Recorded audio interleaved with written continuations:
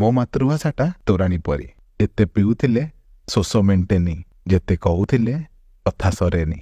ତୋରାଣୀକୁ ମିଳେ ଅନେକ ଟାଇଟା ପରା। ମଳିମୁଣ୍ଡିଆଙ୍କ ଖାଇବା ବୋଲି, ଅସନା ଆଉ ଦେହକୁ ଅହିତ ବୋଲି। ମୋ ଭାଷାକୁ ଶୁଣିବାକୁ ପଡ଼େ ସେମିତି ଅନେକ କଥା। କେତେ କଟାକ୍ଷ ଆସେ ମୋ ନନା ବୋଉ ଡାକକୁ, ଆଉ ସେ ଦନ୍ତସ ଆଉ ତାଲବ୍ୟସର ଅବୁଝା ପ୍ରଭେଦକୁ। ହେଲେ ଯିଏ ପିଇଛି ସିଏ ଏକା ଜାଣିଛି ତୋରାଣୀର ତୃପ୍ତି, ତୋରାଣୀର ଶାନ୍ତି, ତୋରାଣୀର ପୌଷ୍ଟିକତା, ତୋରାଣୀର ଶକ୍ତି। ଠିକ୍ ସେମିତି ମୁଁ ମଧ୍ୟ ଜାଣିଛି ମୋ ଭାଷାର କରିବା। ଏହା ଜଗନ୍ନାଥଙ୍କ ଭାଷା, ଖାରବେଳଙ୍କ ଭାଷା, ନବକୋଟି କର୍ଣ୍ଣାଟ କଳବର୍ଗେଶ୍ୱରଙ୍କ ଭାଷା। ତୋରାଣୀର ଅଛି ଅନେକ ପରିଚୟ। ଦହି ତୋରାଣୀ, ଚାଇଁ ତୋରାଣୀ, କାଞ୍ଜି ତୋରାଣୀ। କିନ୍ତୁ ଯେତେ ଯାହା ହେଲେ ବି ତୋରାଣୀଟା ତୋରାଣୀ। ମୋ ଭାଷାର ବି ଅଛି ଅନେକ ରୂପ।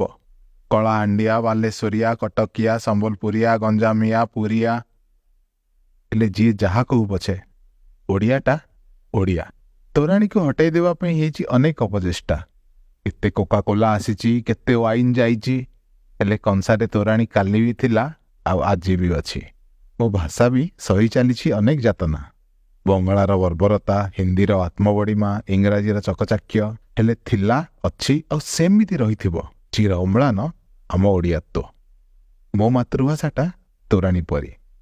ଯେତେ ବାସି ହେଇ ଚାଲେ ସେତେ ସୁଆଦିଆ। ଯେତେ ପୁରୁଣା ବଢ଼ି ଚାଲିଛି ତା ଶାସ୍ତ୍ରୀୟତା।